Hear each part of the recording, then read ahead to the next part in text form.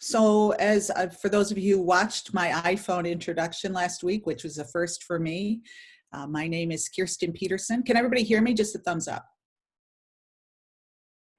Thumbs up if you can hear me. Sandy, can you hear me? I'm not sure if Sandy can hear. All right, so yeah, I'm going to be asking for reactions occasionally just to make sure, A, you're still alive, because I don't want anyone to die on my watch, but B, just to keep you engaged. I find this kind of venue, geez, you know, you get a numb butt and your back hurts, and, you know, I'm a little window, so I'll be trying to keep this as engaging as possible. So my name is Kirsten Peterson. There are a lot of R's in that name, and I'm an American, so I pronounce it in a way that's familiar to me, and my family pronounces it, although they sometimes get it wrong too. But Australians, I find, struggle. So KP works for me. So if you need to flag me, or you want to unmute yourself and say, hey, I got a question, KP works. So I'm from the US. I worked for the Olympic Committee in the US for 14 years, and then came to Australia, worked for the AIS in sports psychology as well for 7. And I noticed my career is halving every time I go to a new job. So I reckon this private practice has got 3.5 years in it before I'm off to something else. I have a lot to say on the topic of mental training and the mind and the brain. I'm also professionally trained to speak for long periods of time without taking a breath. So feel free to put your hand up and stop me if you have questions. I really want this to work for you. So where I feel like my expertise lies is in understanding the brain, understanding the mind, and how it intersects with great performance. What I don't know a whole heck of a lot is your sport.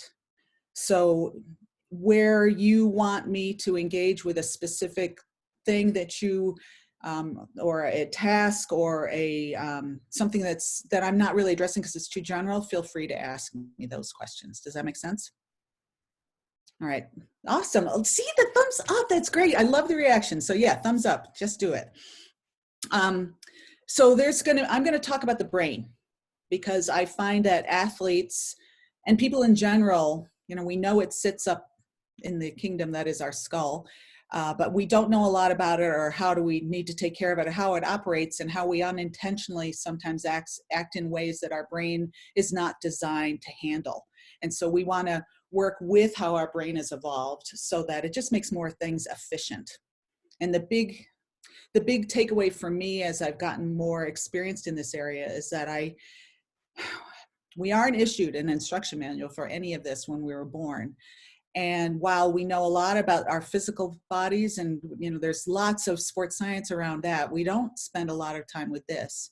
And because of ignorance, and not because we're trying to do it, but sometimes we don't act in ways that capitalize on the functionality of our brain and our mind. So here I am, I'm going to issue you the beginnings of an instruction manual, but it's only the start, because each of you is your own brain and mind expert. And one of the things we'll talk about is how to enhance your self-awareness, so you are aware of what's happening right now, so that you can make good changes for where you want to go. But if we are unself-aware about how our mind works, we're screwed, because we can't start a journey unless we know our starting place. So that's going to be a big, you know, forget anything else, just self-awareness is important. So is there anybody here a brain surgeon or a neuroscience expert? Hands up if you are. I actually had a football player tell me they were a brain surgeon, so I never know, but okay. So I'm going to presume some knowledge in this space. I think we're becoming more knowledgeable, but I want to take us through a sort of ABCs of the brain. If you had to guess what the brain processes first, emotions or thoughts, I want you to give, let's see, if it's emotions, thumbs up. Thoughts, anybody for thoughts? Okay, you smart group. We are absolutely emotion, we process emotions first. And that's really important to recognize, because we think of ourselves as thoughtful and cognitive, and you know that we can think ourselves out of anything, but we want to recognize the primacy of emotions. That is I'll talk about the evolutionary way in which that happened, but that we really want to recognize and work with the fact that our brains often go emotion first. In the chat box, if you would, I would love for people to take a guess as to how many calories does the brain consume, percentage-wise. So we eat a certain percentage of calories every day. What percentage of that goes right to the brain? What do we got? Melissa says 60. 40. So we're averaging 50, 70, 70. Wow, so we're up. Nice. So somebody's coming on the low end. Okay, so I will say that you're running about the average. It's 30% of our calories go to our brain. And that strikes me for the 70%ers, they're like, oh God, that's nothing. But when you really consider how much of the size of this organ, which is just over a kilo, takes, an outsized amount of our calories. How much of our oxygen? Let's try it now. We're going to go to what percentage of oxygen do we breathe in goes to the brain? So you chat box it. 40.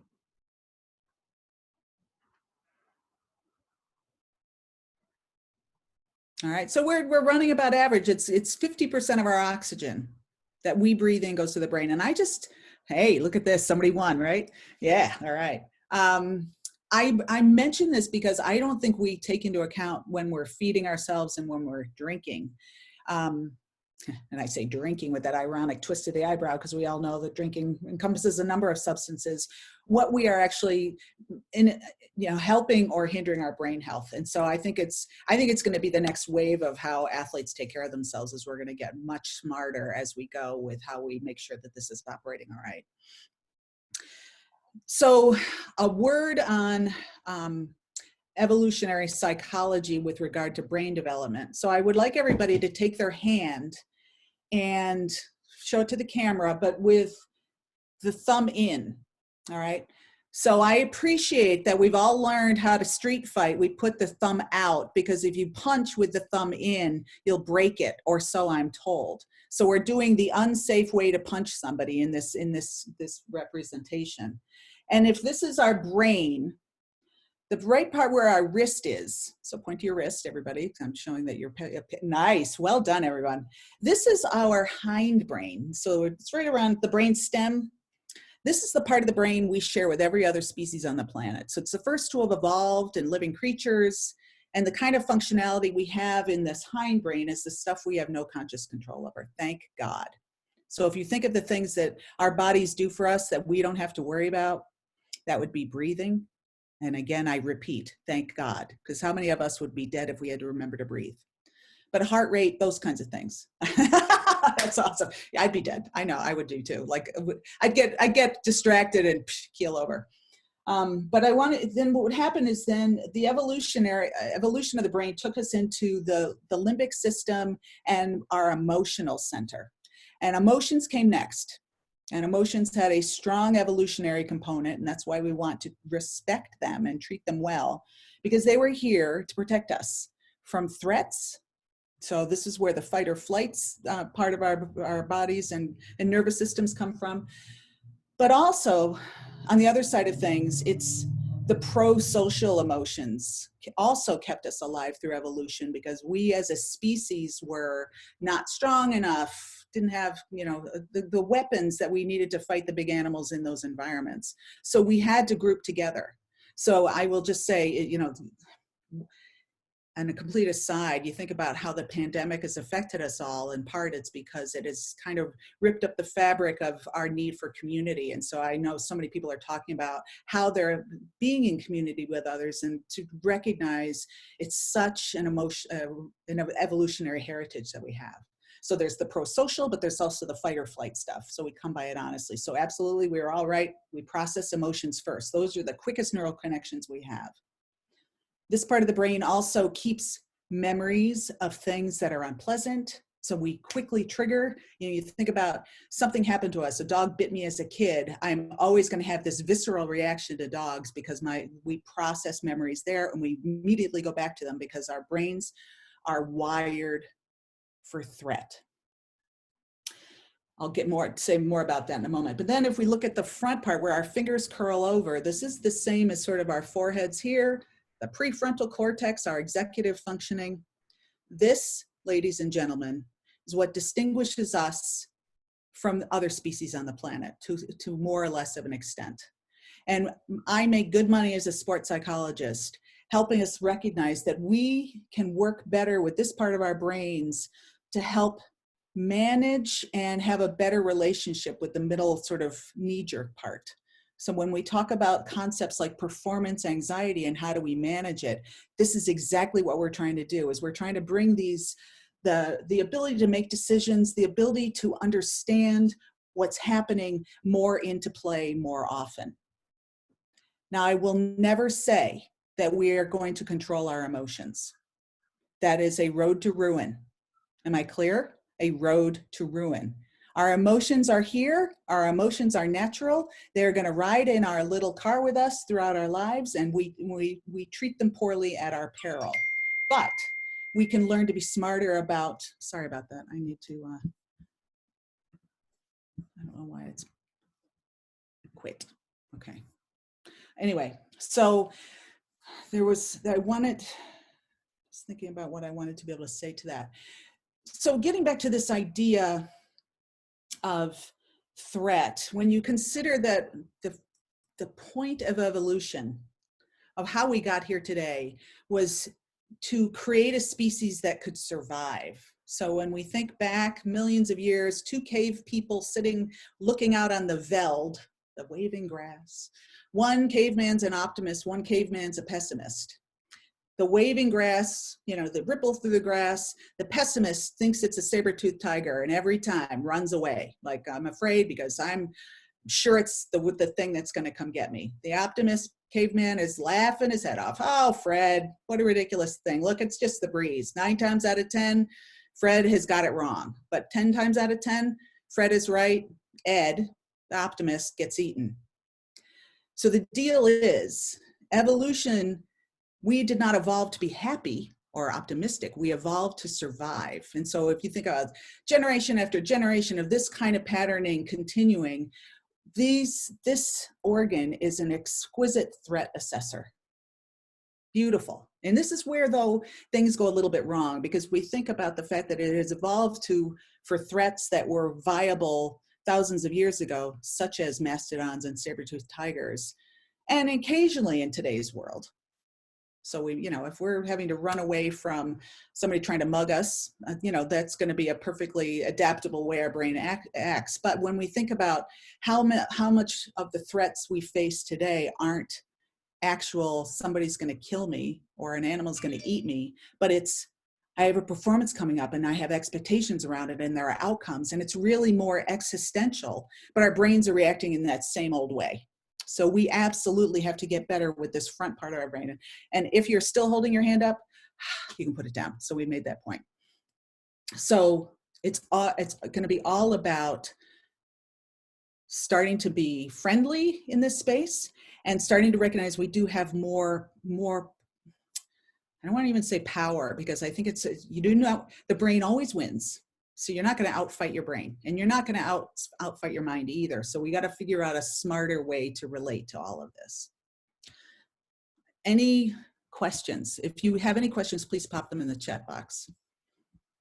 But I do want to lay this foundation, because this is why understanding this is going to help us kind of move more efficiently when we're in high pressure situations.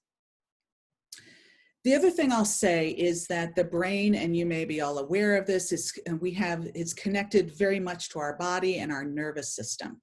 So it's not just that our brain triggers emotions, but our whole nervous system will fire up. And so we have a sympathetic and parasympathetic nervous system. Anybody not aware of this distinction? Awesome. All right. So what we want to be able to do as we use this executive functioning is to know what tools we need and to recognize when we've kicked into the sympathetic nervous system functioning, which is the fight or flight, hypervigilance, anxiety, worry. It's all forward thinking. I'm preparing for my environment, and how we can shift our nervous systems from that over to what we call the parasympathetic nervous system, which is the rest and digest system. So hopefully right now, most of you are enjoying your parasympathetic nervous system functioning. The melodious sound of Kirsten's voice. Perhaps it's even making me sleepy. Perhaps I'm just relaxing in my chair. Nothing really happening that's in a threat situation. But I want to appreciate that one of the keys that and you may know this already, but a quick and dirty way that we can move from sympathetic to parasympathetic responding is really using breath wisely. Now, does anybody here practice breath? How's that? Like have a practice of some breathing.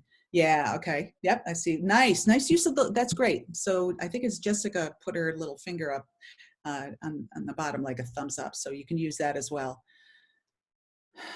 This is a great, very simple tool that can help us, because if we are intentional, as we notice that we're getting nervous, perhaps we have that performance anxiety and things are revving up, we can go into an intentional breath practice. And why is a sports psychologist talking about this? Because some of this is the mind-body connection.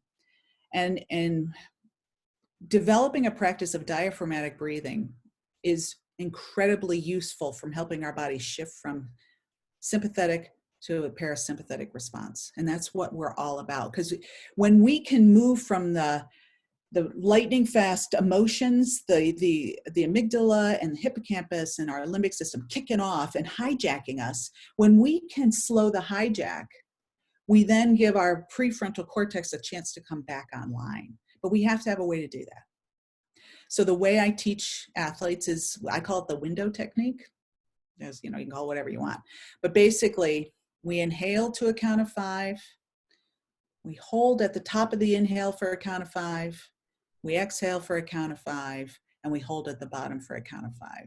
So it's about the duration of the breath, but it's also about the type of breathing. We want to breathe fully into our chest cavity such that we literally push the diaphragm and it pushes our belly button out a little bit. So it's the difference between kind of a belly breath and the kind of hyperventilation breath that we will have when we're in our sympathetic nervous response, which is, you see people who sort of hyperventilate that way, or when they're hysterical, anxiety kicks into a panic attack. That's the breathing we don't want to engage in this exercise. Otherwise, we will pass out. So when I invite us to do this, if anyone passes out, you're doing it wrong.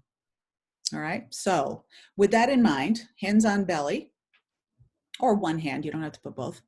And we're going to try the in, hold, out, hold. And I will just warn you, you want to make sure you get a nice in, because when you have to exhale and then sit at the bottom of the exhale to hold for 5, you're going to be like, oh my gosh, this is a bit panicky. So I'm just warning you now. So we're going to fully exhale. Now inhale to a count of 5. 1, 2, 3, 4, 5. Hold.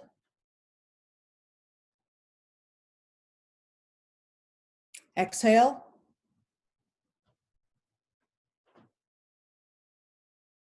Hold.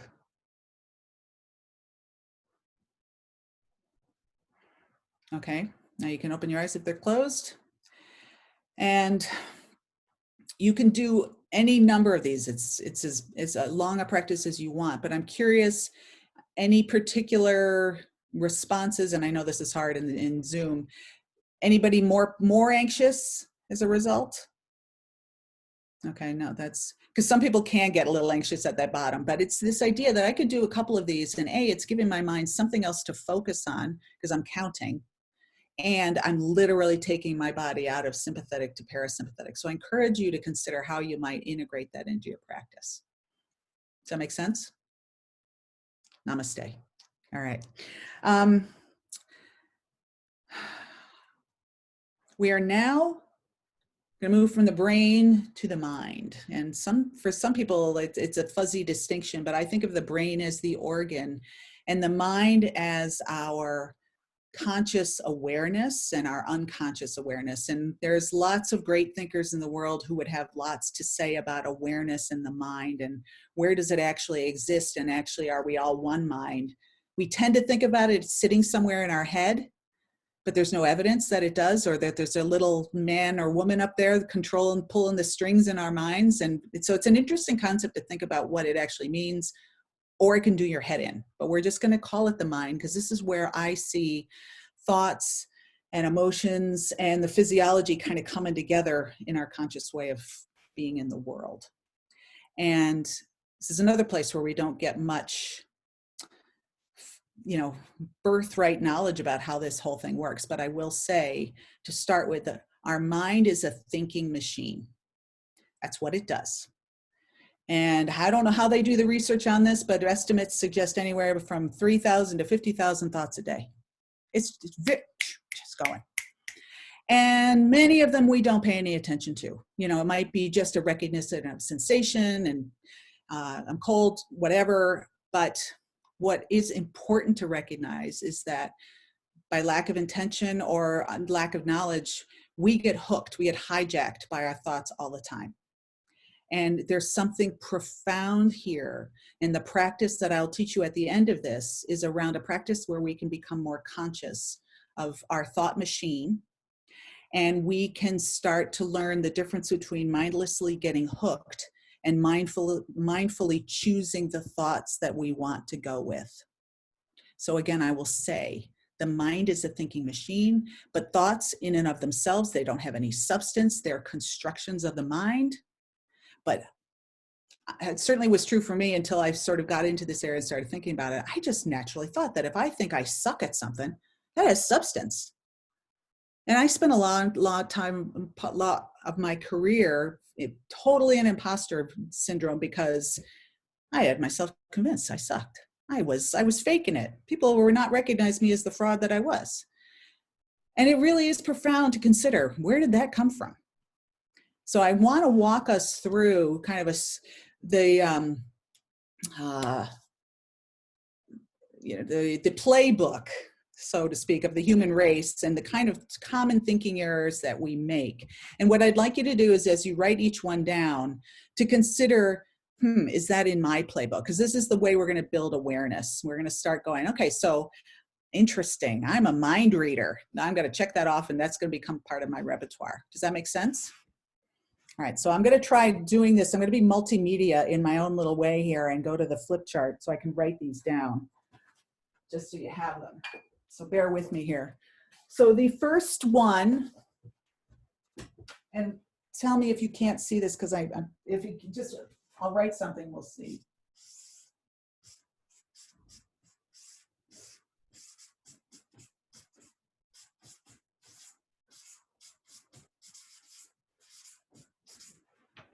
Can people read that okay, or is that too far away? I can pull it.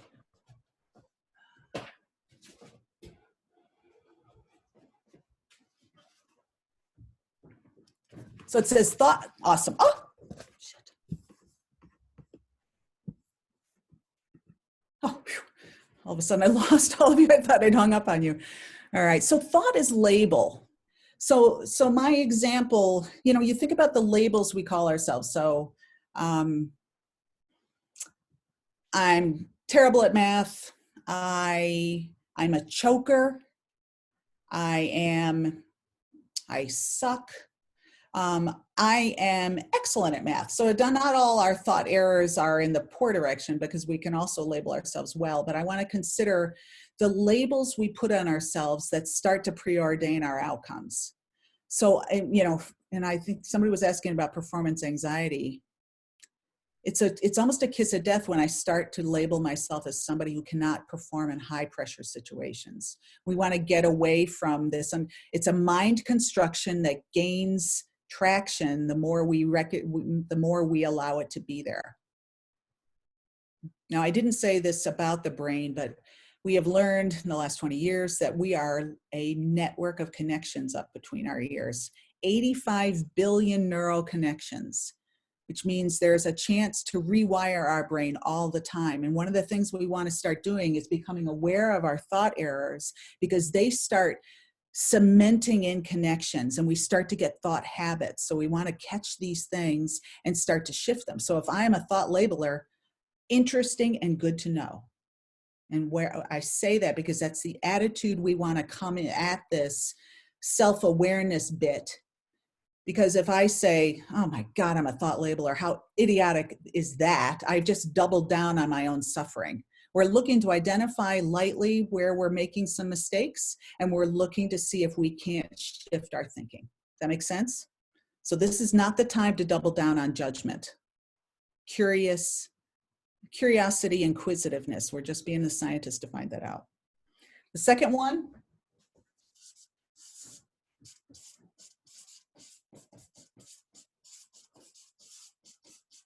thoughts as predictions, okay?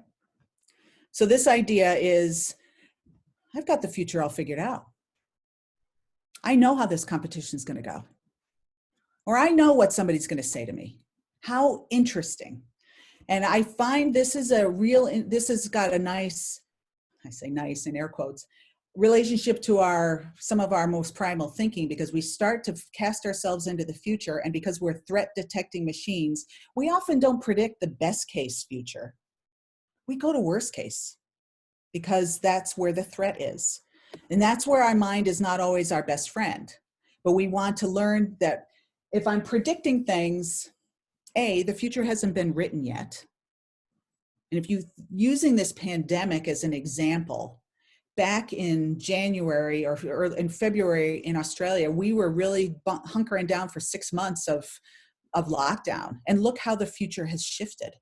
We're opening up a lot faster than people assumed, because we flattened the curve. But back then it was like, oh my God, 6 months, how am I going to survive? And so we want to recognize that this future is fluid, and we want to resist the urge to make ironclad predictions, because that's another habit formation that tends to get us into trouble.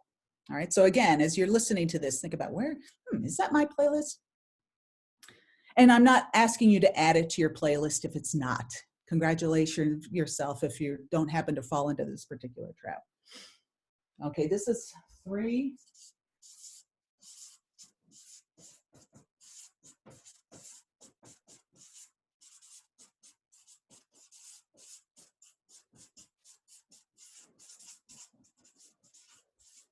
Okay, so if you can't read that, I'm going to hold it up closer. Questions without answers, number 3.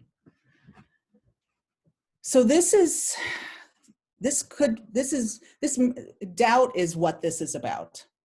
And I can count on many hands the number of athletes who will say, what if I don't make the team? What if I trip as I'm going out of the airplane and I lose my alignment? What if I don't land well? What if I lose my funding? What if the pandemic kills me? And it leads to a world of hurt and suffering. So what I talk to athletes about, so it's recognizing, I'm a doubter. I sit in this space. I have 2 things to say about that. One is that we want to get really good at answering the questions that doubt asks. Don't let the question sit there without an answer. What if I don't land well? I'll pick myself up and I will make the next jump better if I have one, or I'll learn from my mistake, it's when we don't answer it in some way, shape, or form, it just becomes a never-ending loop. And that's a huge habit thing that we can start to avoid. Now, the other thing that great athletes do is they use doubt as information, because this means I haven't prepared enough. If I am having doubt, I need to go back and sit with that unpleasant feeling of doubt and allow it to tell me what I need to do more of. But we often get so uncomfortable by doubt because it's so unathletic. It's so undecisive. It's so weak that we send messages around avoidance. But it's intelligence. Something is telling us something, and maybe it's useful and maybe it's not. Because I'll have an athlete say, what if I don't hear the call of the ref and I miss getting out to the mat? Or what if my bus is late and I don't have time to warm up? Well, we're going to, some things are, if you miss the call to the mat, that's going to happen. But if I know that I need 2 hours to warm up, and then I show up with 5 minutes and I'm panicked because I only have 5 minutes, I'm saying to you, you better have a 5-minute warm-up plan in your back pocket. You got to do whatever you got to do with what you have, and you got to move on. So some of it is about doubt informing us about what we need to work on, but also Don't let doubt sit without answering the questions to the extent that you are able. But the other thing I will say is that we have this tendency as human beings to go confidence or doubt, confidence or doubt. And if I'm not confident and I'm doubting, it means I can't perform. Who said? I say you perform with doubt. Let doubt ride in the backseat of your mental car. Hey, doubt, welcome for the ride. Do I know what I need to do?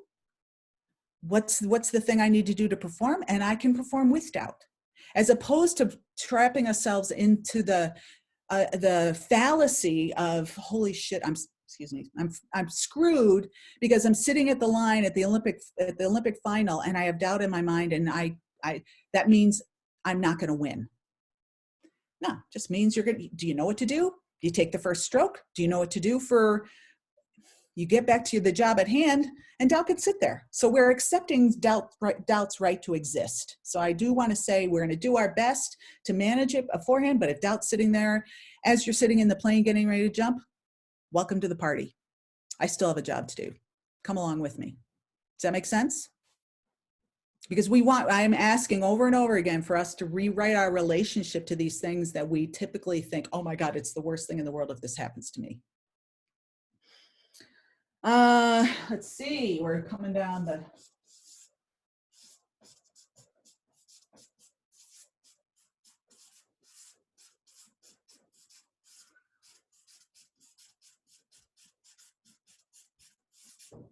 So we have catastrophic thinking. And again, this is we have come by this honesty. It's part of our threat assessing heritage.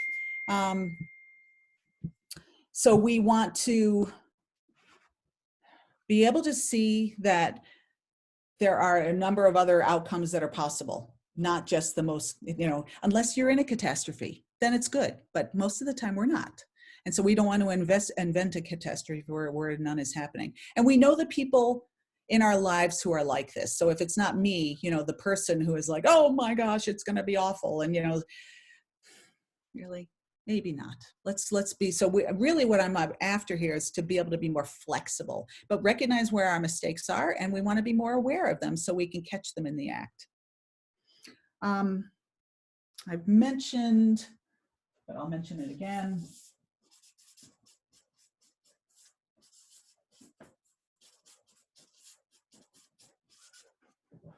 Look at me. Well, this is so high tech, right? Mind reading. The death of many partnerships and marriages. So if anybody here has a partner who they've accused of not loving them or of bad intent, and you know how it feels when somebody does that to you, but yet we tend to mess up the next 48 hours of our relationships because we will unintentionally say something about what we think that other person is thinking. So we want to really get clear on, even I can't mind read, although I kind of think I can, but it's always a dangerous thing to think you can do anything. And so I see this, oh, nice background. Luke, awesome. Thanks. Teammates, coaches. If I think the coach thinks I suck or thinks I'm not performing well, my mind cannot be on where I need to be. And so I'm always encouraging, let's check the assumptions before we assume we know what somebody else is thinking.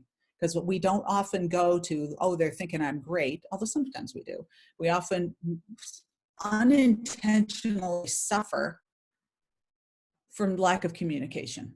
And the biggest thing I want to be able to do is lessen our suffering. What you have to do is hard enough.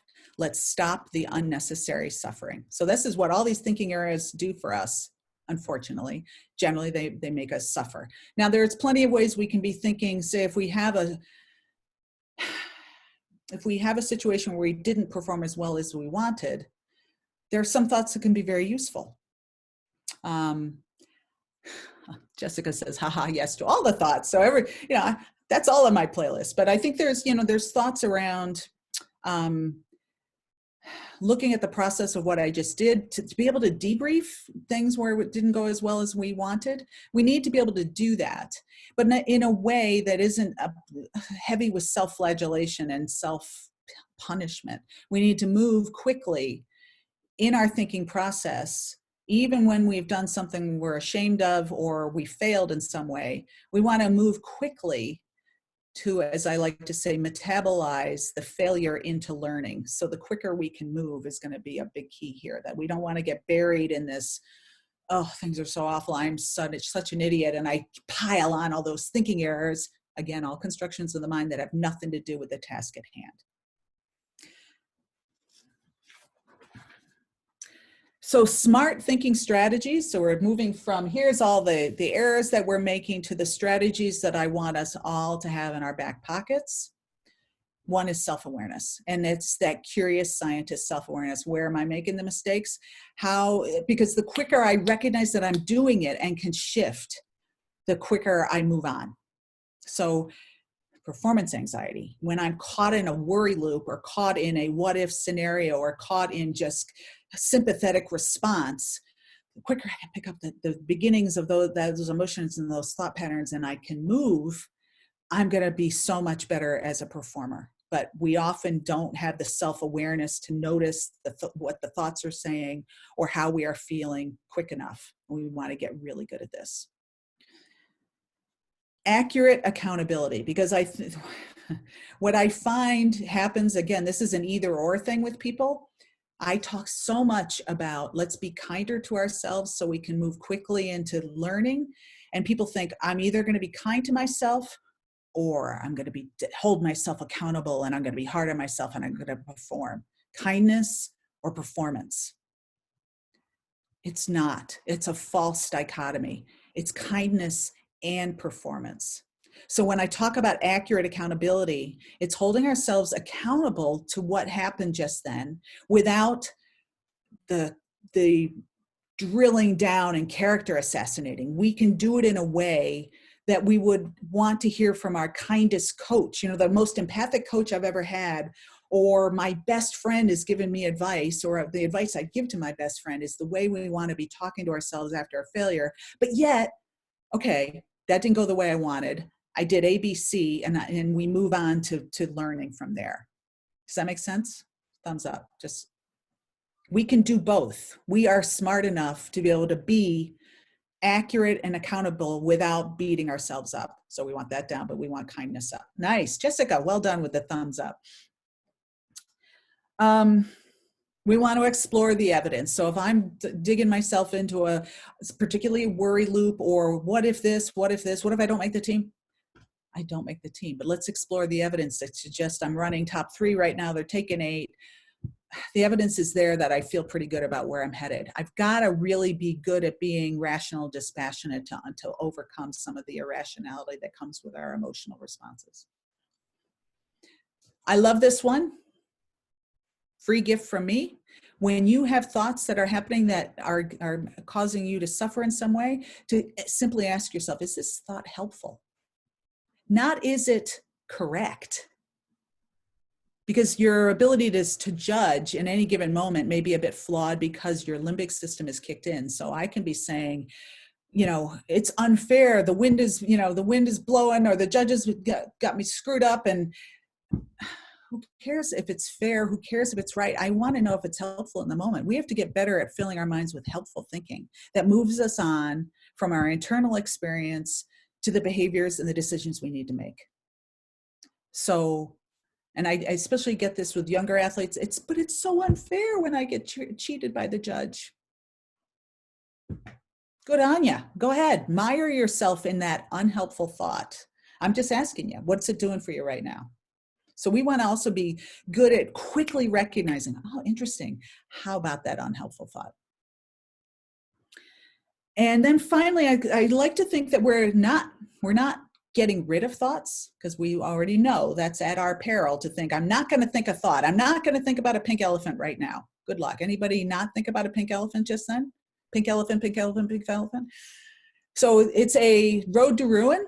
But what we can do is we can take the air out of them a little bit. And one great way to do this, if you have a thought that you torture yourself with a lot, you insert the phrase, I'm having the thought that I suck. Or I'm having the thought that I'm not going to win this competition, and I'm going to end up as a greeter at Walmart. So by adding this semantic, it's just a series of words. I'm having the thought that it's recognizing that it is a thought, and it literally creates some psychic space for us to go, it's not real. Now, I may want to buy into it. I wouldn't want to buy into a thought that I suck, but there may be thoughts that I do want to hook onto, but it gives us a moment to de-hook from some of our most toxic thinking. If I remember in the moment to simply go, there's that old negative here for me. Oh, there it is, the imposter syndrome again. Oh, I'm having that imposter thought again. How about that? Thanks. And then the second thing is you thank your brain for the thought, which sounds cheesy as hell. But what we want to do is not pile on with self-judgment that we're having the thought, but we're like, thanks, brain, not so helpful. I'm having that thought again. So you want to consider what your scripts are that may perpetuate things like performance anxiety that you've said, and you have that sense of heavy dread in your stomach, like, here it is again, I'm doubting myself. There's doubt. There's that, I'm having that doubt feeling again. So we can start taking things a little bit lighter. Now, again, I'm not saying we're getting rid of it. We're just simply developing a different relationship. And I contend that the more we give some psychic space to those thoughts, the neural pathways start getting rewritten. We start to think them less. We take the power out of them a little bit. So it's kind of like saying, here's my toxic thought pattern that always comes at me when I'm anxious and about to perform, and it sits right here in front of my face. And it prohibits me from even really preparing. I'm so anxious, I'm so uptight that I can't even think about what my job is. I am suggesting that we're not throwing it away, we're simply placing it a little bit farther away from us. We're saying, thanks, mind, for the thought. It's going to sit over here, but now I'm going to go and give myself, and through the strategies, oh, I'm having that thought or whatever it is, we start to be able to function with the thought, and we stop trying to get rid of it. Are we clear? We are not getting rid of our thoughts. We're simply relating to them in a different way. All right. And then finally, what you want to be able to do, so you've had the recurring thought, you're trying these strategies, you want to know in your head, what's your job in this next moment? What can I bring my attention to that will help me perform? So it might be a breath. I worked a lot with rowers. So there was, 3 or 4 cues they used every stroke, and rowing is so unlike parachute, jumping as I could possibly imagine as a sport. So the applicability of my cues are not going to help you, but you consider, all right, in the moment where I'm getting ready to jump, I may have a little checklist that I go through my mind. That's my job. It's the stuff that I have control over that will help me perform to my best ability. So I want to be able to know what that job is, however I define it, whatever cues I have, and I go to that. And my job, if it's out of anything that is happening that is out of my control, is not my job. So the weather is not your job. What anyone else is thinking, not your job. I could go on. We get the message here, but we want to recognize that our job are the things, the behaviors that are in front of me that increase my chances for a success. So once if we want to always have an ability, because if we've developed all those relationships with those thoughts and we don't know where we're going to next with our attention, the thoughts are going to come back. So we want to be able to divert right to what it is that we're doing. So thumbs up, yes, more or less. All right. So we're going to now pivot away from thinking. While I think that is very important, we're also going to talk about the role of emotions. So, as I've said before, emotions are sensations in the body. They are natural. And I really want us to appreciate what that means. They are natural. They're part of nature. But we tend to construct relationships with our emotions based on the ones we love to have and we want more of and we crave, and then the relationships we have with the ones that we don't like. And generally the ones we don't like are the ones that make us feel uncomfortable. Now, has anyone died from an emotional experience? cue funny laugh track now. Ha ha ha. Of course we haven't, because we're all here listening to Kirsten. The secret sauce to this idea about relating differently to our emotions is that we can learn to coexist peacefully with our entire emotional experience.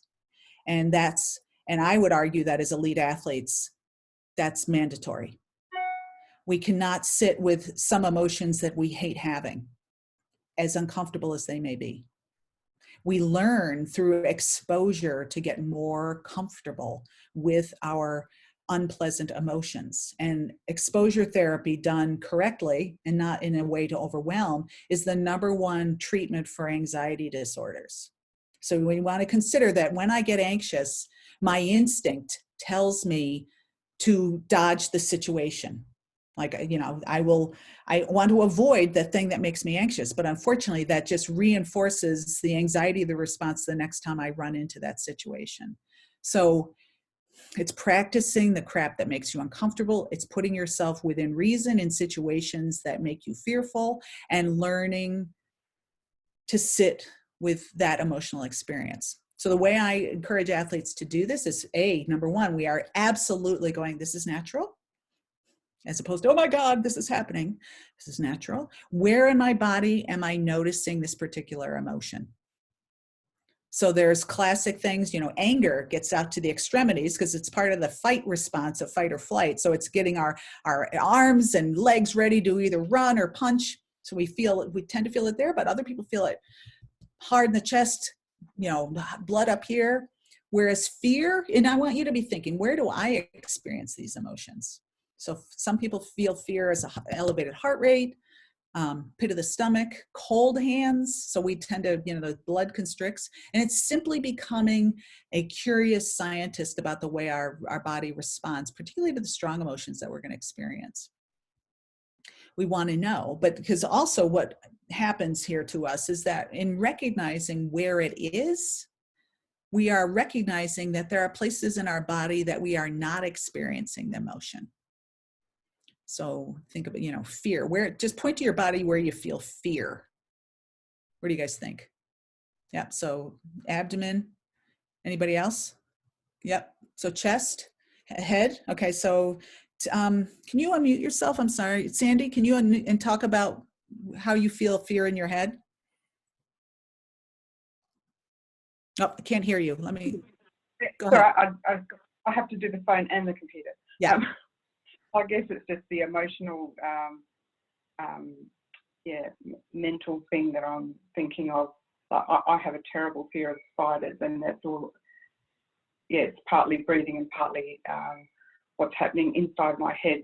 Looking at this spider, thinking, "Oh my God, it's going to touch me." Yeah. Okay. So, and we often, because it can be that the thinking around it can almost feel visceral, but it's also recognizing it's an interaction between what the script that's running through my head, but also where I'm experiencing in the body. Yes. I'd see a hand up. Let's see, the wrists, right? Yeah. Can you unmute yourself? There you go. Gotcha. Is it important to label it? I've heard that people say to put a name to it is an important part of that, or just feeling it more so? Yeah, well, because what I'll say to that is that we typically the semantics of our culture, and this is true in the US, is we'll say something like, I feel afraid, or I am angry.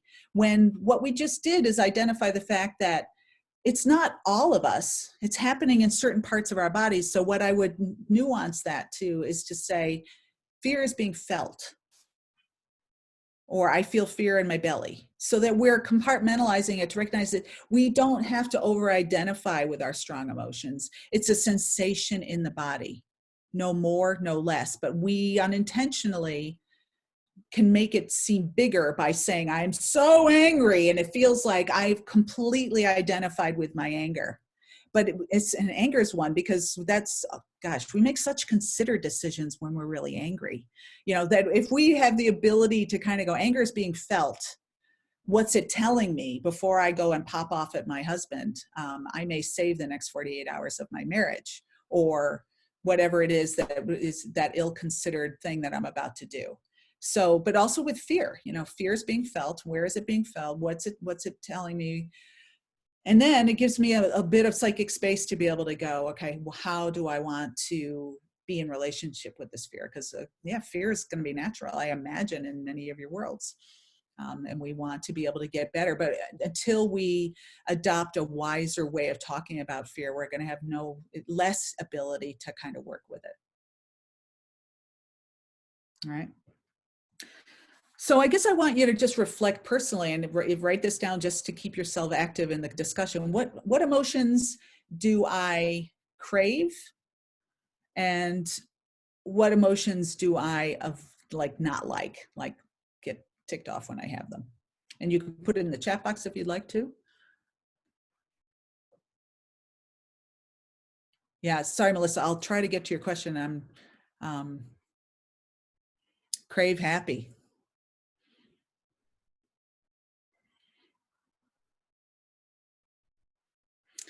Happiness is such an interesting emotion. I find that people kind of want it, but people don't even really know what it means. I use happiness in the small h sense. It's kind of more of a contentment, kind of like life is good kind of feeling, but we sometimes can think of it as like it's got to be euphoria, and it's if my life isn't kind of a series of peak events, somehow I'm missing out. But I think what we're really talking about here is the ability to be at peace and content and calmly happy with whatever's going on around us. Yep, crave calm and controlled. And controlled's an interesting one. Not really an emotion. It's really saying, I want to be in control. And wow, it's such a evolutionary response to our environment, let me say. And I realize that my windows in my house have never been cleaner, because in a pandemic environment where I felt kind of in the more existential sense out of control, cleaning my house made me feel really good. And I have a little empire of control here. So we come to it, but I think it is absolutely a recognition that we control a bit. We have to learn to accept the rest, whatever it is in our lives. And this is a very Buddhist approach to our experience. But the more we can accept the stuff we can't control, the better off and more likely we're going to be happy. Yeah, crave inner peace and tranquility. That sounds nice. All right, any emotions that we absolutely think, oh God, I never wanted to see that emotion again? Dislike, despair. Ooh, like when you're expecting something and it doesn't. So, all right, Sandy, I'm curious about what you just wrote. I dislike, despair, like when you're expecting something and it doesn't happen.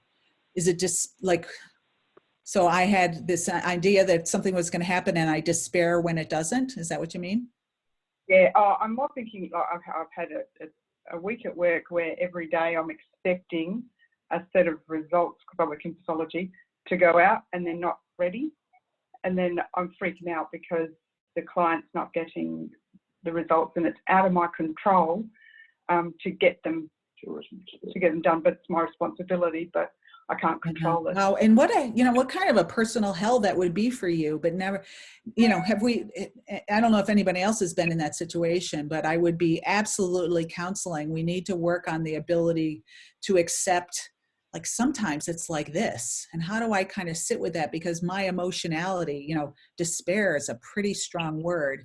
And we are, you think about how hard our brain is working to manage despair. How many calories are we burning?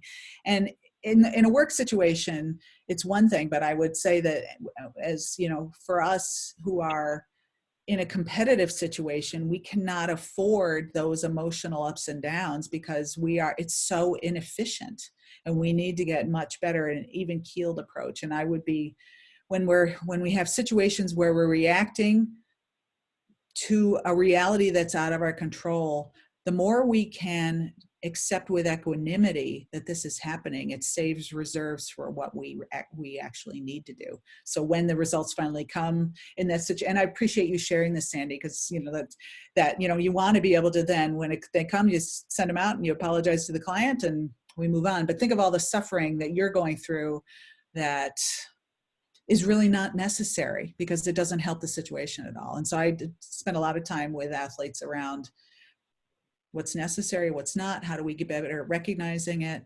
And because I want us to kind of not ride the lows, but also, and this is less intuitive, don't ride the highs. You know, you've got athletes going into an Olympics, they don't win the Olympic medal, they're disappointed. They win the Olympic medal, and the crash can often be even higher. I've ridden the high. I'm loving the high. I've attached to this idea of winning the gold medal. Where are you going to go? You're going to come back down. And so the crash after euphoria can be as tough as the picking up of disappointment. So we want to figure out how to do this more lightly on both sides of the equation. That makes sense.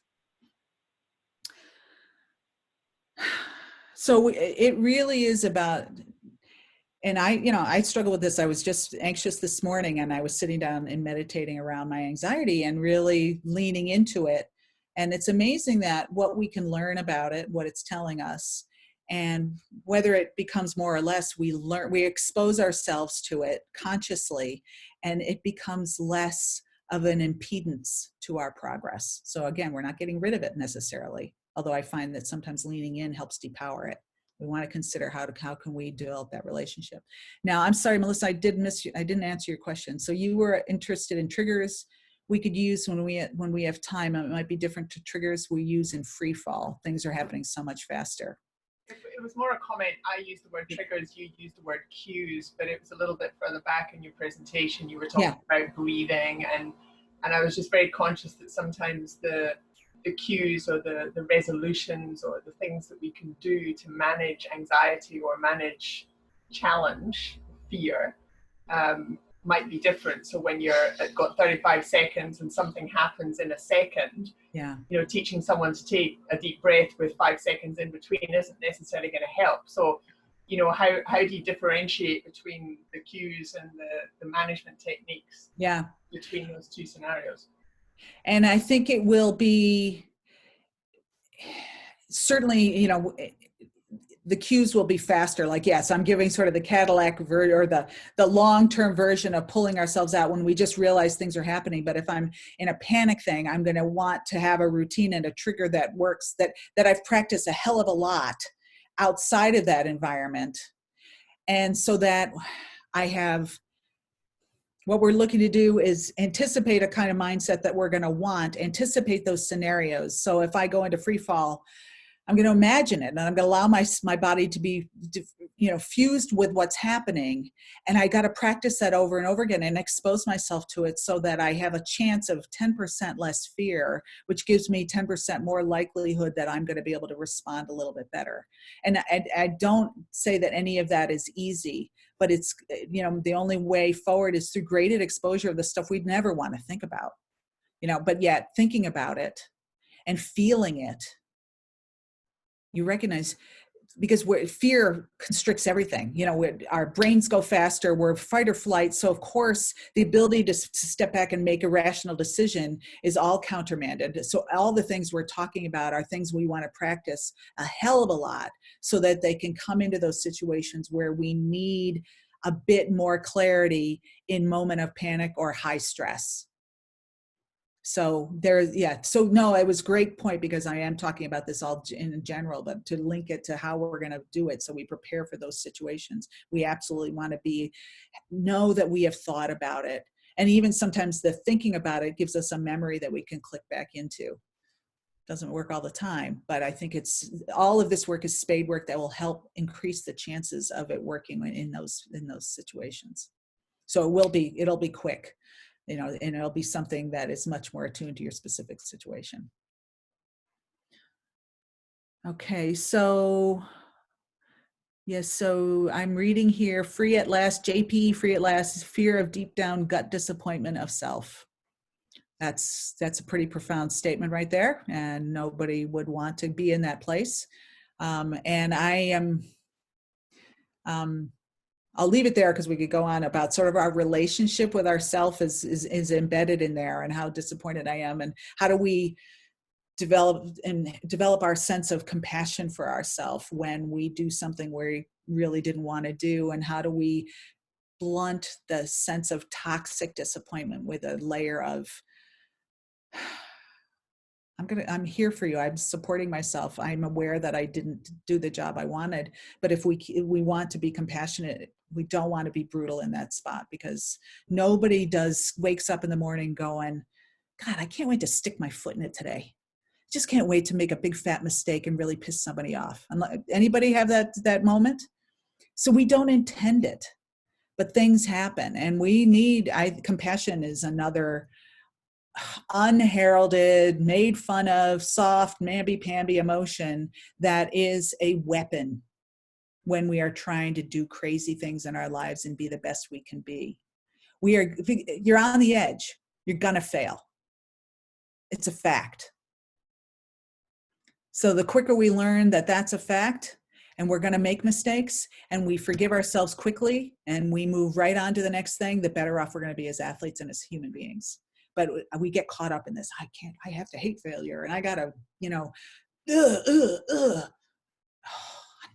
needless suffering. Unless, Jay, sorry, I'm looking at your name and I'm sorry, I don't know it, but unless you find that toxic disappointment somehow helps you be a better person the next day. And some people will tell me that, athletes will say, I have to be really angry at myself because it gets me my edge. And I'm kind of like, I just don't know if that's an edge worth having. We talk in psychology now about psychological flexibility, the ability to nimbly dance from one thing to another, to adapt, to move with circumstance. And when I think about tough emotions like strong anger, bitter disappointment, those are not flexible emotions. They're literally hard, driven, tight emotions. And that's the opposite of what we need to be as athletes and as people. Yes, JP is very profound. All right, so I'm going to leave it there unless we have other questions about that, but I appreciate the questions. This has been great. So just the idea that we do have some ways that we don't adapt to strong emotions really well. We tend to try to avoid them, or we give in to them completely. Those are the most unhealthy, sort of least smart responses to strong emotions. I try to pretend I'm not really angry, and we hear our stories of postal workers in the US going postal because they have just sat on their strong emotions until something gives. Or we just, when we're feeling frustrated, we freak out in a meeting and we don't do anybody or ourselves any good because we've just given into it. We have no regulation there. So this is the job here is to be able to live and be able to perform with the emotional experience that we're having. And so sometimes it's going to be about catching it early, recognizing what's happening, learning well before any given situation. We learn to live our best lives with our emotions so that when they come, we're more able to be with them. And then we're be able to get on with the idea of performance. All right, so I talked about all that. So I guess I want to make sure we have time for questions, but how are we doing, Ronnie, on time? Do I have time to cover one more topic, or do we want to make sure to move into questions now and I can just drop it? Or anybody? Jules, what do you think? I think, how long was this next topic and what is it? It's the practice of self-awareness through a practice where you can develop it. So I'd actually take you through it. Yeah, if everyone is anybody anti that? Okay, all right, cool. I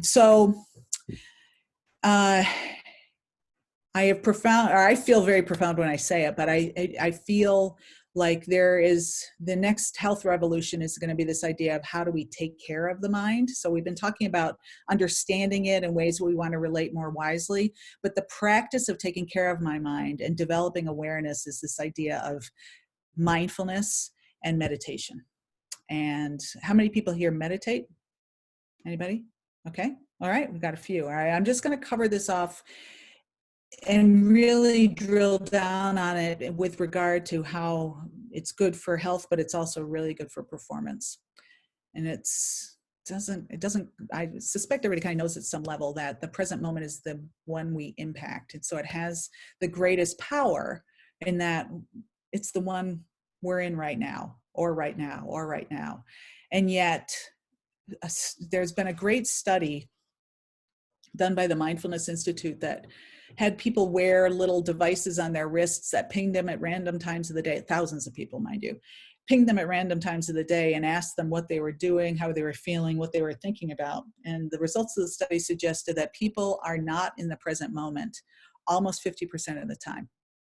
So I want you to reflect in your own lives how often, despite the fact that we say that it's important, we are in the past or future doing daydreaming, planning, ruminating, debriefing, recollecting. It's a lot of our experience. And I'm not to say all of that is bad, but to recognize that when we're unmindfully not in the moment is what we want to catch more often and bring and have more of our time in the present. Not only because it's impactful, but the other result of this study was that people are substantially happier in the present moment. So even when they're imagining good, nice things or fantasizing about something, sex is the exception. Apparently sex fantasies outweigh the present moment. So go have fantasies about sex right now, enjoy yourselves. But this is that small H happiness I'm talking about. It's really recognizing what's in front of me, whether it's, for me, it's a tree outside my window. It's the vision of this sports psychologist talking and how interesting this is. I'm sure it all is. Or if it is the person in my family with whom I've been sheltering, who maybe I'm like so sick and tired of, but maybe I can be in a moment where I'm being a little more thoughtful and listen to the person I'm talking to. How many times have we had thoughtless conversations because our mind's somewhere else and we've degraded a relationship that's very important to us? So I really there's so much to be gained. Our happiness, the quality of our relationships, and our appreciation for what's on offer. Like sometimes it's like this. I'm going to start to learn to live with this and not judge it so much and just appreciate or observe what's happening. Because that's the key. Is we want to also, as we're doing this, hone the muscle of acceptance and non-judgment for what's on offer. So if I'm sitting here in the present moment and telling myself how shitty it is, or like my feet are hurting because I'm standing up because they told me to do a Zoom presentation, I should stand so I show more energy. And now I've been standing for an hour and I'm going to have to take these shoes off. Not quite the present moment experience that I was hoping for, but nevertheless, it's a reality. But there's so much good right here. And sometimes, have you ever had it happen where you're staring at something beautiful and you're worried about something that hasn't even happened yet, and you deprive yourself of the present moment? So if it doubles down on your commitment to meditate regularly, this is such a quality we need to be enhancing, because it's mind health, it's brain health, it's mental health, and that's our well-being, all tied up. So I want to really sell this idea. And you think about in sport, the ability to be in the present moment when you're plummeting down and something's going wrong with your equipment, you got to figure it out. You do not, in that moment, want to be thinking about what's going to happen when you hit the ground. You need to be thinking about, what is it that I need to be doing right now? Working on this every day as a practice is going to help that. How can it not? So it's being in the present, however we do it, and I'll talk about a variety of ways.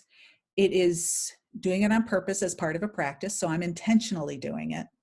Because how are you mindful if you're not intentional?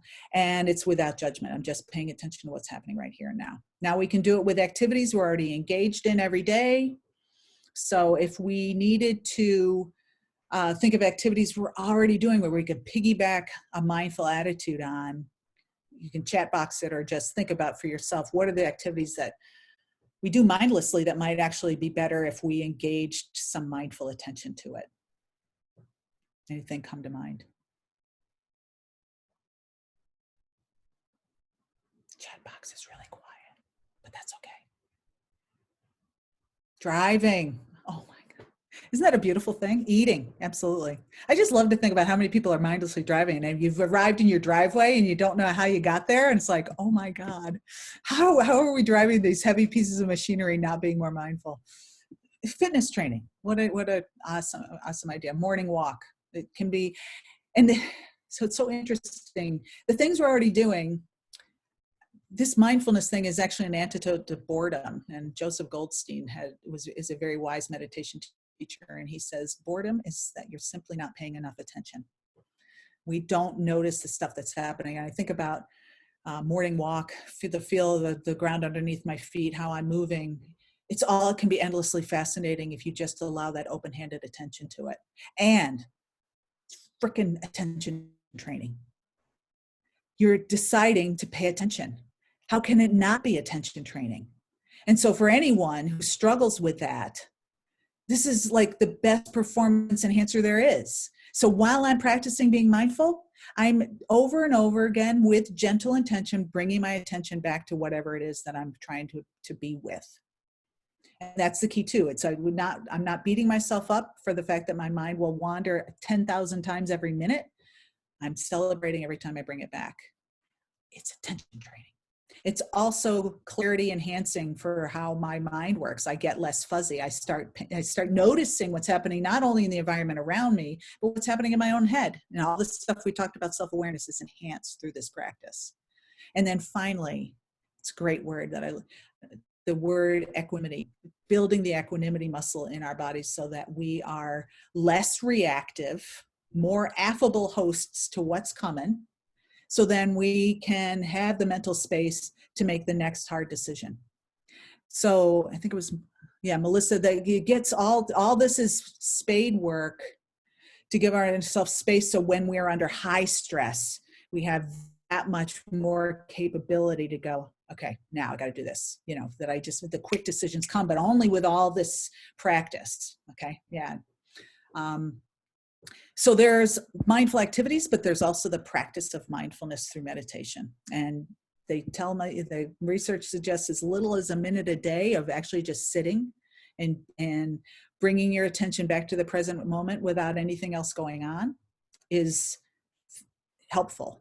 But to build a practice, 15, 20 minutes a day, it's one of those things, it's kind of like going to the gym. Like, we're not doing this practice just to get to be better meditators.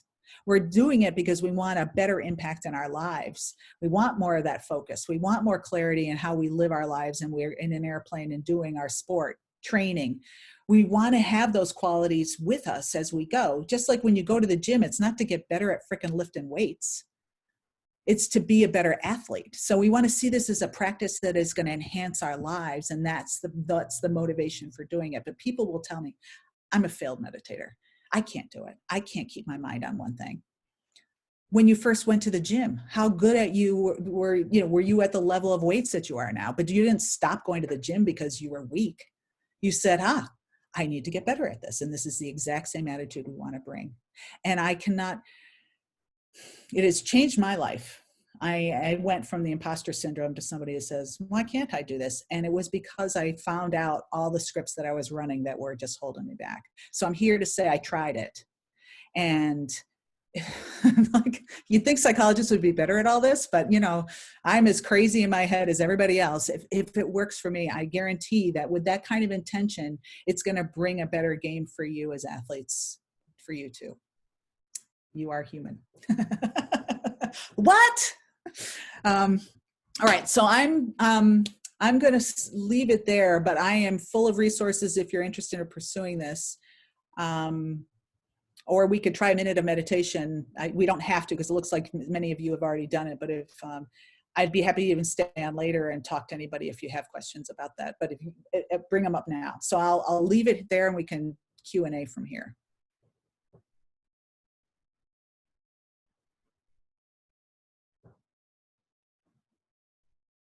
I'll jump on there. Okay, I can hardly hear you. Sorry. Oh, hang on. I might have to. Can you hear me now? Yes, beautiful. Yes. Yep.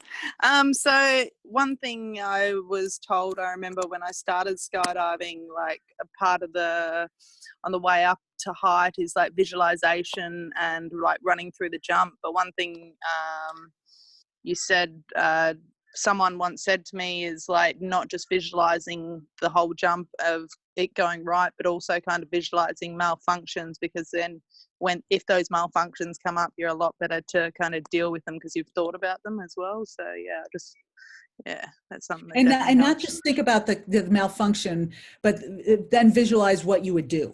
You want to know you have, because that's going to, obviously, you're working the neural pathways to get to solutions. And even if it's just slightly faster, to give yourself confidence that this is what I would do. Because if we don't rehearse that, the chances of it happening are less than if we do. Thanks for the question. Yes. I have. Chris, and then, sorry, then I'll go. Kirsten, one of the things that we have in Oh, poor Riz. Is it Riz that's talking? sorry. One of the things we have in skydiving when we're making a lot of formations is some people forget what's coming, like, so you have what we call a brain lock. Not working? It's just you're dropping in and out. I heard brain lock and I didn't hear. So the phenomena is some people forget what they're supposed to do in formation. Is that better? Hello? Keep going. Keep talking. So we have what we call brain. Yeah, you know what, Riz, can you type your question into the chat box? I think it might be easier because I can't, you're breaking up. All right. So while you're typing, Jules, did you have a question? Okay, so I see. Do you have any tips for people who struggle with concentration or focus? I heard, do you have tips for people who are struggling with concentration? And then I missed the last bit. Concentration. Was there more to it? Okay. I mean, if the question is, how do we manage concentration? The practices we talked about will be helpful because it's, you're gently guiding your mind back to a focus. And so that's a form of concentration.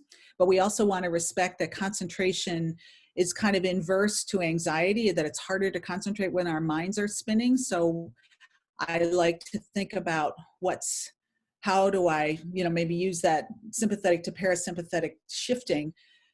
And then what is it that I'm supposed, it's one thing to say concentrate, but if you don't know what you're supposed to be concentrating on, that's also kind of a misnomer. It's like, what are the cues? Where does my attention need to be? So I want to be clear on that as well. So it's going to be calmness. It's going to be practice through mindfulness, but it's also going to be really, really aware of what it is that I need to be concentrating on, not just, I'm going to be concentrating. All right. And I'm not sure that you were saying that, but just so that's clear. Hey, KP, it's Melissa. Yep. Hi, I see Shane has a question, but if I could ask you just to take a couple of minutes to consider the question that Ronnie emailed you for me. So the question, I know the technique was new to you or wasn't in your mind, but the question was more, at our level, we often have very ingrained ways of doing things. So it's all, unconscious, it's all sort of, it's all muscle memory. Yeah.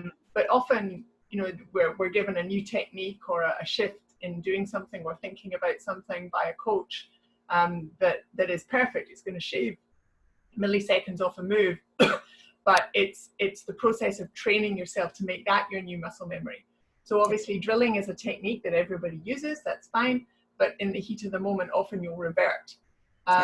So I'd heard about this technique. It's not a new technique. There are professionals that manage it and use it in their training, but I haven't come across it in skydiving. So no coach has ever suggested it. So this logic of really analyzing your old way and really feeling your old way and doing that a number of times and then trying the new way and then trying to replace your muscle memory in the old way. But I just wondered, wow, what's the right way to actually shift to become a new habit? Because I would have not thought that somehow intentionally rehearsing the old would, because you think about how our brains work, we're trying to rewire them to something different. And so it just sounds, and again, I'm not a neuroscientist either, but you're almost like reinforcing the old, yeah. And so, I mean, but for now, for you, what would you recommend? I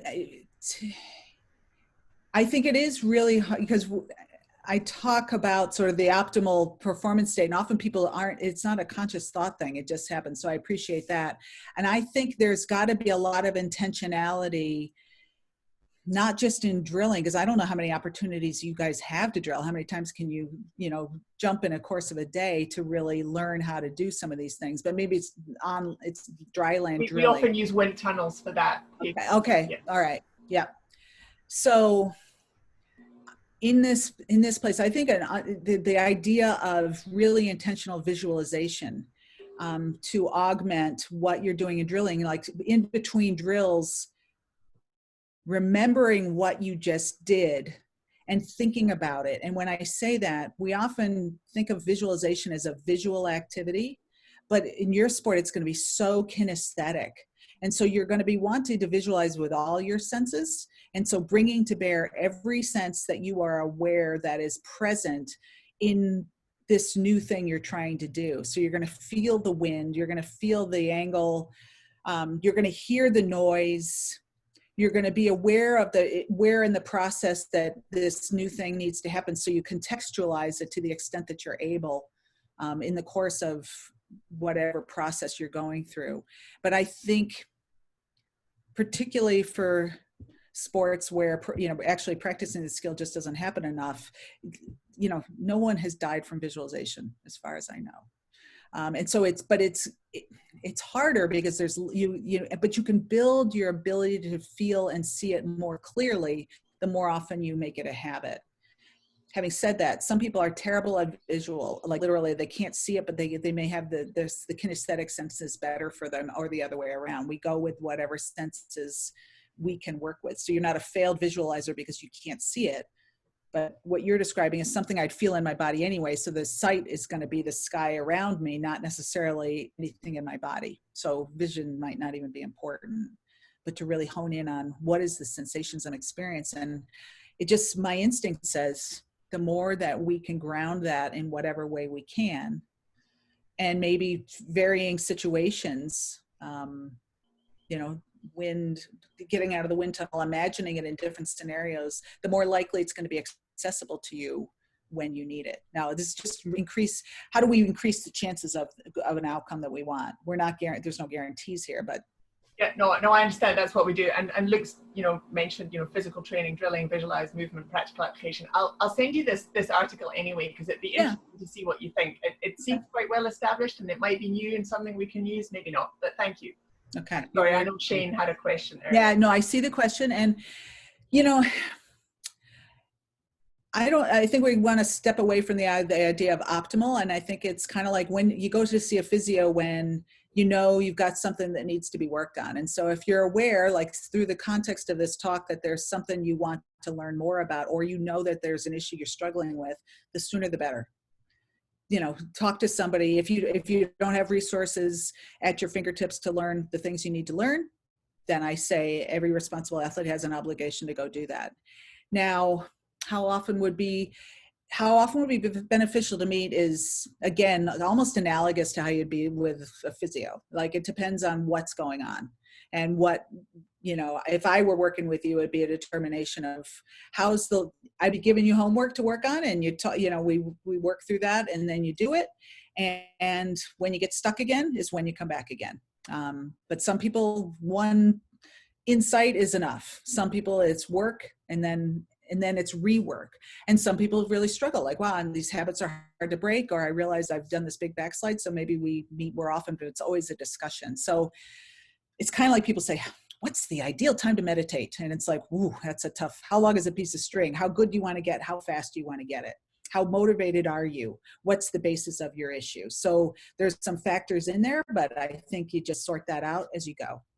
And I'm not going to give a one size fits all answer there, unfortunately. Yeah, of course. Thank you very much. You're welcome. It's an individual thing for sure, but but I would encourage you, if anybody's thinking like it'd be good to talk, I can put you to any number of other resources, but It's can be good to talk with somebody who can be with you and sort of, get down and partner with you to figure it out. I guess if you're feeling good and you're feeling like you're kind of at a peak, would a sports psychologist also give you this extra edge that you never knew that you thought you could have? Maybe, because I think there's always learning to be had, and just, I'm struck in the midst of this pandemic that sometimes people don't know when they're suffering. They attribute it to other things. I'm just stressed, and that's the way life is. Sometimes we can uncover, wow, there may be places where your thinking's holding you back, you weren't even aware. But it's not going to be like I'm going to hypnotize. I don't hypnotize. So it's all stuff that's work that you have to do. I think it's pretty straightforward stuff. But sometimes it's just the insight. I didn't realize that thought pattern was holding me back. But great question. Thank you. Yeah, for sure. Thanks. I have a question for you, Kirsten, KP. Yep. A lot of us, some of us are in individual sports and some of us in teams. Now I'm in a team and have been for years and been in a couple of teams. Yep. And so, there might be times where I'm feeling like I'm on my game and I'm in a good psychological space. But maybe my teammate isn't. And let's say we've done a bad jump, we come down, he's really down on himself, and he hasn't had this same, sports psychology training, and may not see it in himself. Are there any tools or, how can you help your teammates essentially? Probably not in the moment. There's going to be things that you can do to be more supportive, which might be the very thing that we all need when we're down on ourselves. Is just let's move into accurate accountability as soon as possible. You're not going to necessarily be a sports psychologist and shift somebody around to a more productive mindset in that moment. But I think there are things we can do that can help somebody recover quicker in the moment. If you got to get right back in an airplane and jump again, we talk about this idea of psychological safety, which is it's interesting thing. It's this idea that I am safe enough to talk about what has happened to me in failure. So we see the difference between good and great teams is this factor by far. So Google did this big study. This idea is that the team culture is such that we can quickly move to freely talking about failure without shame or without cover up. And so we kind of legitimize it because it's going to happen. But then we move quickly to accountability. So I'm saying, I support you. We want to hear about how your experience of this has been. And then we got to move to seeing what we can do to get us all better. I believe in you and I believe you're capable of the performance you want. And I'm going to hold you accountable. But often I just find over and over, I've talked to teams about this. They'll go, well, it's either safety or accountability. It's both. Safety implies, we're going to just be soft with each other and kumbaya around our failures. No, it's saying, I get it. And I'm inviting, and it's a culture you're not going to create at the bottom of the jump, but it's really the ability to talk.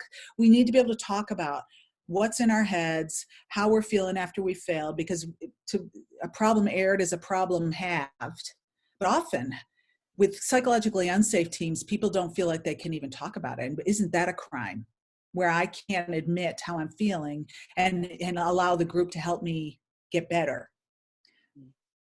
I realize this is ideal, and that for a person who hasn't had a lot of psychological training, that's a big ask to have. But I think if we want to be promoting this idea that we should be able to talk about our failures openly and admit to what happened and then hold each other accountable. Okay, so how are we going to do this differently? And then how are you going to make sure that that's going to happen? So it's not just talk.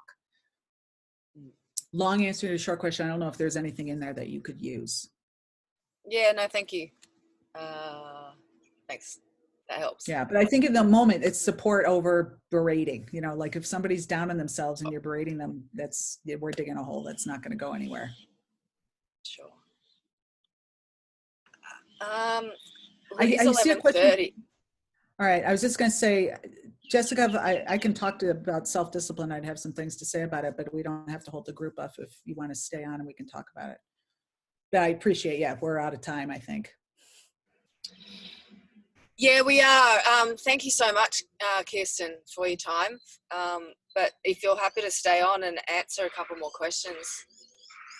Absolutely. I'll do my best. Can I just ask, I don't get these Zoom experiences. How did you find it? Like was I understandable, confused? How did you find the content? Okay. So meaning good, that was good. Okay. All right. Awesome. All right. Okay. Sorry, I'm just getting texts coming through. Good. That's awesome. And I would love, Ronnie or Jules, if you could, just any feedback that you get around my presentation, or if I left gaping holes that people aren't willing to admit in public, I would love to get that feedback. So obviously I have a fair bit of passion around this area.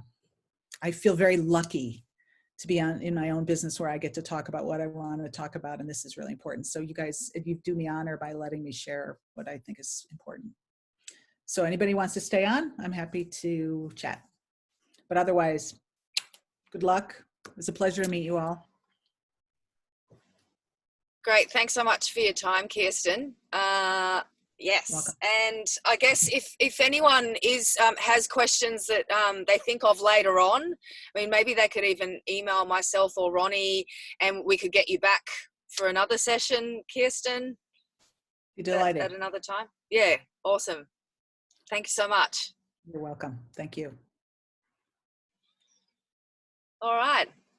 Bye for now. Oh, look, I love the applause. That's awesome. I was going to say, if you're happy to stay on, yeah, I just definitely want to ask about like the self-discipline, because I feel that, like a lot of us know what we need to do to kind of get better, getting better and bettering ourselves. But, I feel like sometimes I'm really lacking the self-discipline to, go and meditate or go and exercise or doing something that's beneficial for myself. Just wondering any thoughts. So I have been just reading, it's front of mind for me because I'm reading the book called Atomic Habits. Has anyone heard of this book? Yeah. And it feels like it has some important things that immediately grabbed me in this space. So Jessica, I would suggest, no matter what I say, that this may be an interesting book to read, but the premise, and I'm sorry, let's see, Luke, you feel free to jump in, because what I was hearing him say that really resonated with me is that we tend to approach self-discipline from kind of this, and I'm changing the way I'm doing it now reading this book, but I'm gonna put these goals to meditate every day, and that's not how habits are really born, because that's a series of behaviors. And so you set that goal and the goal's done, and you got to reset the goal. And there's a lot of effort that goes into this. And so he really talks about systems in place that support how I want the changes that I want to have happen. So it's a lot of, and he talks about it as atomic, because the habits are little. They're little shifts to how we go about living our lives. He also made the point, though, it's about our self-concept and who is the person we want to be based on this behavior change we're trying to make. So, it's not like I want to be a better meditator. Who gives a crap? It's about, I want to be a person who thinks clearly and is able to make good decisions and is happier and less reactive. And so with that in mind, I get pulled in the direction of where I want my behaviors to go. And he made the distinction, and I thought this was great. It was like, you offer somebody a cigarette and the person says, "No thanks, I'm trying to quit," versus "I don't smoke." And the difference is the smoker who says, "No thanks, I'm trying to quit," still sees themselves as a smoker. But the smoker who says, "No thanks, I'm not a smoker," that's a profound thing. And so again, it speaks to this idea of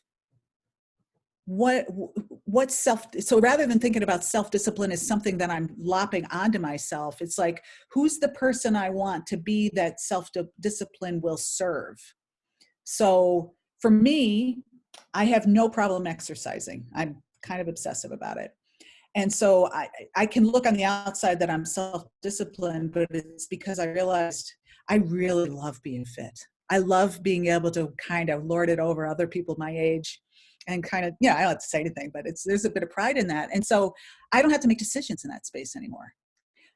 Very long-winded answer to your very short question, Jessica. Is there anything in there that was useful? And I keep asking the question if I didn't get to where you need to go. But I think some of it is about less, I just can't do it. It's more, I haven't defined the person that I want to be and the behaviors that need to get me there. I just want you to try for size and tell me what your reaction is. Yeah, no, that's actually really good because I do understand that because I got that with drinking. I quit drinking 4 years ago, and it was a decision that I made, and it was after that it wasn't like, oh, am I going or am I not? It was a decision I made, and that's it, So it's that does help. What was the name of the book? Atomic Habits. Atomic Habits by James Clear, right? Is that right, Luke? I think it's his name. Yeah, I have it in digital form, so I couldn't hold up the cover. But I think it augments, and I love that idea that I'm not a drinker, so therefore the behaviors that I'm trying to adopt are incompatible with the person I want to be. So that at least provides clarity. It may still, this self-discipline is still going to come along because we have to surf the urge of addiction, especially, to substances and stuff. And what I mean by that, you get the urge to drink or whatever it is that you do, eat candy or whatever, and you realize no urge lasts forever. And we learn how to do that better as well. Oh, thank you. So thanks very much for the question. It gave me a chance to try out my newfound knowledge of atomic habits. Any other questions from the group?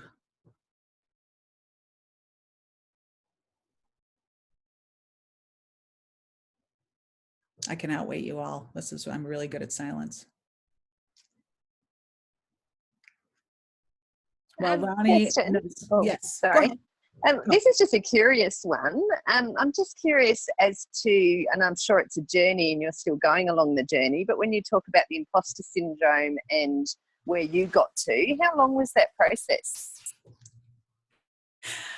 I really overcame this about 3 years ago, and it wasn't anything I did. It was simply, I was meditating, and it was like I know it's going to sound so, but I think the process of meditating just helped me have a different perspective, and it just kind of brought my thought down to earth. And I just was like, what if I can?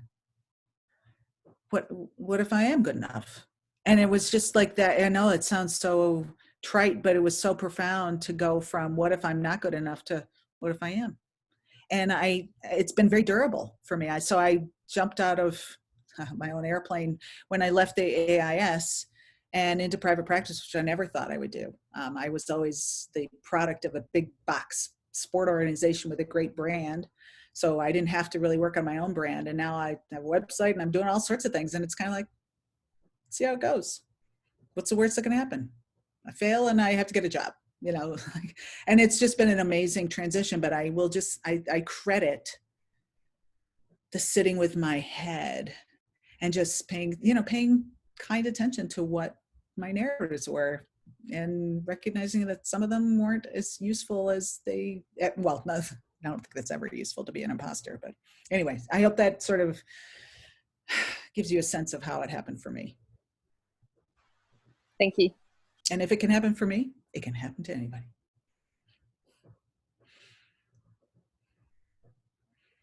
Because we are only imposters to the extent that our minds make us think so. I love this idea that it's a construction in our mind, and we give it power by letting it sit there and, oh, my mind must be thinking it, so therefore it must be true. We hold our thoughts more lightly, then suddenly all sorts of possibilities open up. And that was kind of the spirit. It was just like, what if I'm not? I'd never thought of that before, or had it sort of take root, because I was so busy planting the seeds of imposter syndrome and drilling down on myself. And so I was just like, this is nice. This is nicer over here. So I'll fail at a moment. I'm, it's in my future for sure. I'm planning an online event, by the way. You should all know I've brought 22 sports psychologists from around the world who are going to talk on an online learning event coming up in mid-June, and I'll forward Ronnie the link to it. And it's called Thriving in Uncertainty. And each sports psychologist is going to talk to their idea about how we do that. And some people are going to talk about parenting. Some people are going to talk about relationships. And I literally hired an event management company and asked people to do it with me. And it's that kind of thing I never would have done 5 years ago. Like crazy. So it's going on air. It's going to be open and free for the weekend, and you all are welcome to listen in and see if there's any insights you could be gained. And I'll pass Ronnie the information before it happens. Yeah, that'd be great to attend. That'll be awesome. Thank you. You're very welcome. My pleasure. It's like, how do you give back to, it's just, everybody. And I also want everybody to see how different performance psychologists think and operate, so that, we sort of take the mask off the profession. So anyway, I'll stop. That's my own little soapbox. Thank you for letting me promote my own event. Well done. If I could probably add, so the Atomic Habits book is absolutely mind-blowing. It is really, really good. And if I was going to put any book in first place for this kind of challenging mind frame kind of issue, Atomic Habits would definitely be a start. Another one that I've recently read kind of delved down into me and my previous experience being ex-military is The Fear Bubble by Ant Middleton. So I've got a picture of the book here. Ooh, wow. That person doesn't look very afraid though. It's hard to see. There we go. Yeah. Got it. The Fear Bubble. That is a great book. I haven't and heard it delves down into that moment that when you have all those feelings influxing your body right before you're about to jump out of a plane, burst through a door overseas, whatever it may be. But it talks to you about when you get into that bubble and you need to make action. If you stay in that bubble too long, it is actually mentally fatiguing because your brain knows all your weaknesses before you do. So it tells you about how to get into that bubble and then take action. And it kind of talks through that a little bit. Great book. Those are the two that I would recommend about right now. Let me Who are ask those two authors again? Sorry. So Ant Middleton was The Fear Bubble, and James Clear is Atomic Habits. I'm just looking through my bookshelf to see what else I'd be recommending. There's a great book by George Mumford called The Mindful Athlete. He worked with basketball players, but he's got such wisdom around just different ways of saying some of the messages that I've been giving you. But, I think there's just a million paths up this mountain of sort of awareness, insight.